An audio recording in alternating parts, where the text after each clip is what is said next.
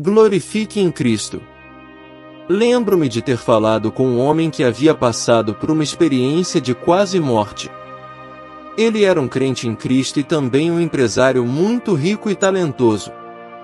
Ele disse algo que realmente me impressionou. Ele afirmou que esteve a poucos minutos da morte, a menos de 10 minutos da morte. Isso fez entender verdadeiramente o versículo de Gálatas, capítulo 6, versículo 14, onde Paulo se vangloria apenas da cruz de Cristo.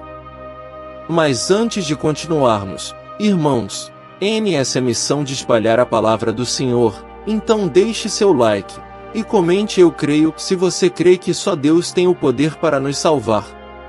Assim, você nos ajuda a alcançar mais pessoas, e trazê-las para a presença de Deus. Esse senhor afirmou que, durante aqueles momentos de provação, quando ele não sabia se viveria ou morreria, tudo que ele tinha para se segurar era a cruz de Cristo. Gálatas, capítulo 6, versículo 14. Mais longe esteja de mim gloriar-me, senão na cruz de nosso Senhor Jesus Cristo, pela qual o mundo está crucificado para mim e eu para o mundo. E isso é verdade para todos nós. Priorizamos muitas coisas, mas quando nos deparamos com a eternidade, a única coisa que importa é a cruz de Cristo. A única coisa que importa é o Senhor Jesus Cristo. Na situação desse homem, a reunião de negócios que ele havia agendado para a próxima semana tornou-se insignificante. Tornou-se uma reflexão tardia, completamente distante para ele. E podemos aprender muito com essa situação.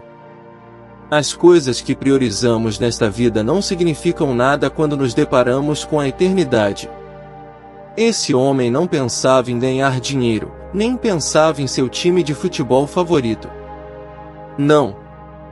Tudo o que importava para ele naquele momento era a cruz de Cristo. Seu trabalho tornou-se insignificante. A casa que comprou e da qual muito se orgulhava tornou-se insignificante. Seus 400 mil reais tornaram-se insignificantes. A verdade é que a morte chega até nós um por um. No dia em que chegar, todas as coisas que você colocou acima da cruz de Cristo se tornarão insignificantes. Você sabe disso porque sua consciência. Ele diz que isso é verdade, no entanto, você não prioriza a Deus. O que acontece quando morremos? Existe uma coisa chamada purgatório? Vamos dormir até a ressurreição? Em Hebreus, capítulo 9, versículo 27, está escrito: E, como aos homens está ordenado morrerem uma vez, vindo depois disso o juízo. Não há purgatório na palavra de Deus. A Bíblia nos diz que após a morte há um julgamento. Uma vez que o indivíduo sabe que um julgamento está chegando, ele não pode ser o mesmo. Uma vez que você sabe que sua vida será revista por um Deus santo e eterno, você não pode viver da mesma maneira. Uma vez que você sabe que até mesmo as próprias palavras que você fala serão analisadas, examinadas e revisadas, você não pode viver da mesma forma. O julgamento está chegando. Está chegando. E nesse julgamento há uma coisa que determina o destino eterno das pessoas. 1 Coríntios, capítulo 1, versículo 18, diz: Porque a pregação da cruz é loucura para os que perecem, mas para nós, que somos salvos, é o poder de Deus. Mais uma vez, surge a palavra cruz. A cruz separa toda a humanidade. Primeiro, surgiu em Gálatas, capítulo 6, versículo 14, como sendo a única coisa da qual o apóstolo poderia se gabar. Agora, essa palavra, a cruz, surgiu novamente. Assim como nós, há uma linha divisória entre os que estão perecendo e os que estão sendo salvos. A cruz de Cristo é o motivo pelo qual nossos pecados foram perdoados. A cruz, Gálatas, capítulo 6, versículo 14, mais longe esteja de mim gloriar-me, senão na cruz de nosso Senhor Jesus Cristo, pela qual o mundo está crucificado para mim e eu para o mundo. O apóstolo Paulo começa com a declaração Deus me livre, significando literalmente que nunca aconteça que eu possa me gabar de outra coisa que não seja Cristo. O que Paulo está nos dizendo aqui é olhar para Jesus, olhar para a cruz, olhar para o autor e consumador da nossa fé. Infelizmente, há muitas coisas que este mundo quer que você olhe, exceto a cruz. Este mundo quer que você olhe para si mesmo e para sua bondade. Permita-me focar nessas duas coisas. Primeiro, o mundo quer que você olhe para si mesmo e para sua bondade. O mundo em que vivemos quer que você se gabar de quão boa pessoa você é. Eu sou uma pessoa boa. Eu pago minhas contas, apoio minha comunidade, cuido da minha família, obedeço à lei, sou legal, sou gentil e estou amando. Eu sou uma pessoa muito boa. É assim que a maioria do mundo e os incrédulos se veem, como boas pessoas. Eles não se veem como pecadores que estão indo para o inferno. Eles só veem como pecadores aqueles que cometeram crimes graves, como assassinato ou roubo. Para eles, ser pecador significa ser um criminoso.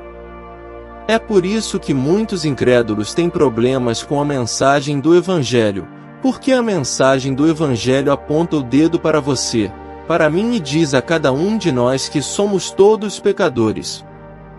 Não são apenas os criminosos que são pecadores, não são apenas aqueles que cometeram crimes hediondos que são pecadores. Todos e cada um de nós somos pecadores que ofenderam um Deus Santo. A verdade é que as pessoas não gostam de ouvir isso sobre si mesmas. Eu não sou um pecador, eu sou uma boa pessoa. É por isso que a mensagem do Evangelho ofende as pessoas, porque a mensagem do Evangelho é direta e contundente. Ela nos diz diretamente que somos pecadores. No entanto, este mundo vai querer que você olhe para si mesmo e para as suas próprias bondades. E muitos acreditam na mentira do diabo de que não precisam da mensagem da cruz. Portanto, a mensagem da cruz é loucura para eles. As pessoas olham para sua própria justiça. Infelizmente, existem fiéis que ficarão surpresos no dia do julgamento, pois estão se concentrando e se vangloriando de si mesmos, e não da mensagem da cruz.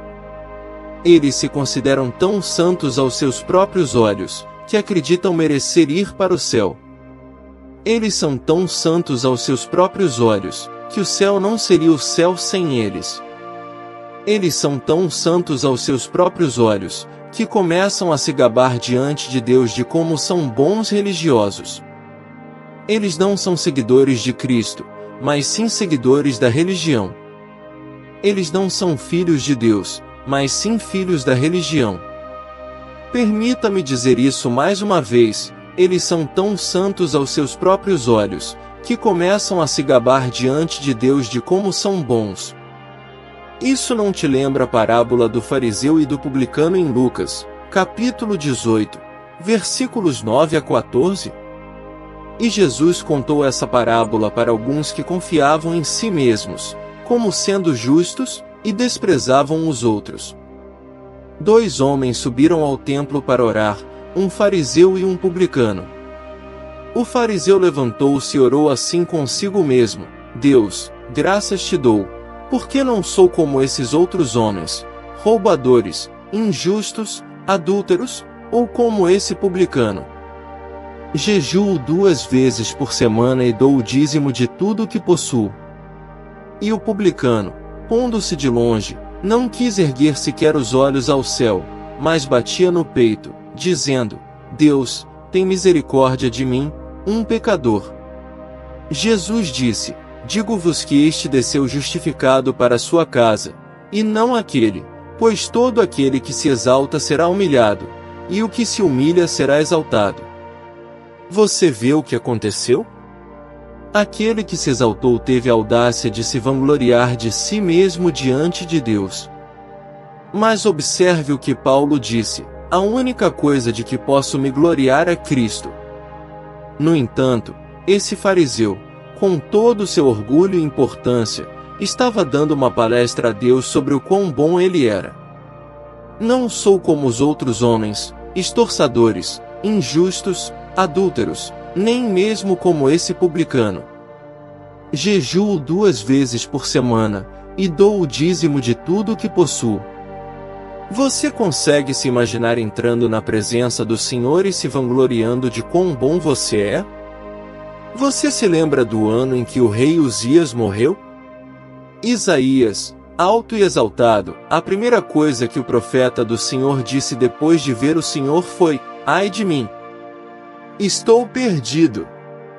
Porque sou um homem de lábios impuros e habito no meio de um povo de lábios impuros. Pois os meus olhos viram o Rei, o Senhor dos Exércitos. Isaías viu a sua própria pecaminosidade, mas esse fariseu prosseguiu e se gabou de si mesmo.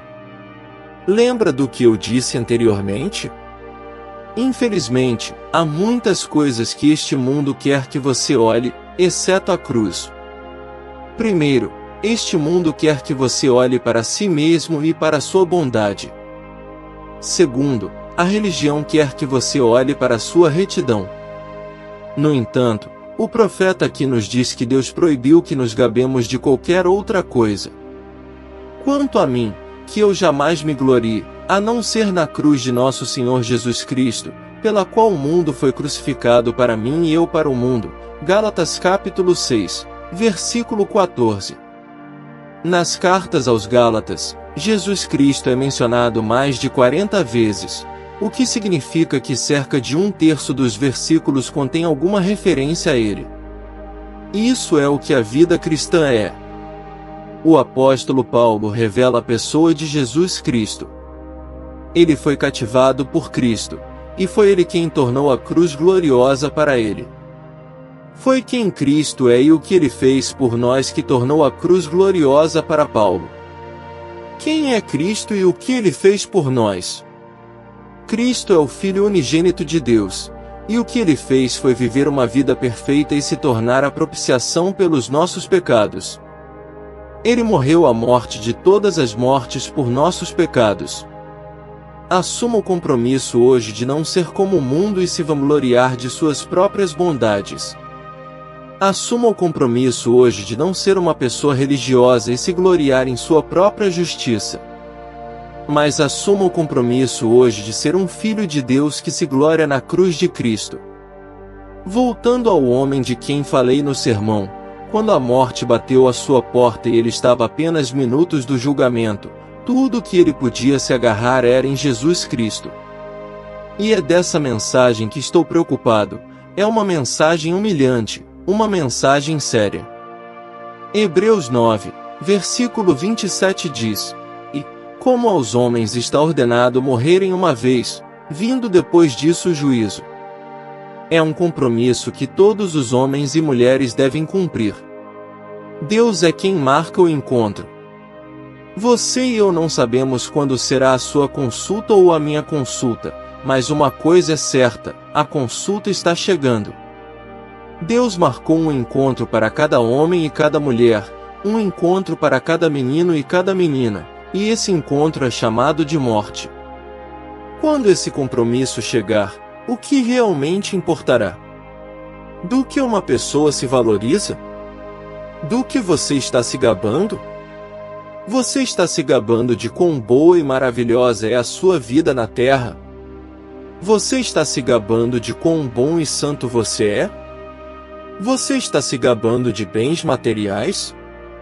A verdade fria e dura que você não ouvirá na maioria dos púlpitos em nossa nação é que a única coisa que importa e que importará para você quando estiver prestes a entrar na eternidade é a cruz de Cristo. Segure-se em Jesus enquanto ele se apega a você. Tudo o que importará naqueles minutos que antecedem a entrada na eternidade é o nome de Jesus, o doce nome de Jesus. Ele é o único caminho para o Pai. Ele é o único caminho para o reino de Deus. Ele é o único. Deus te abençoe. Amém. Se gostou desse vídeo, não se esqueça de se inscrever no canal, deixar seu like e compartilhar com alguém. Temos a missão de levar a palavra do Senhor para o mundo todo, e assim formarmos um verdadeiro exército que defende o Divino Espírito Santo. Eu posso contar com você? Muito obrigado! Que Deus abençoe muito a sua vida, e até a próxima!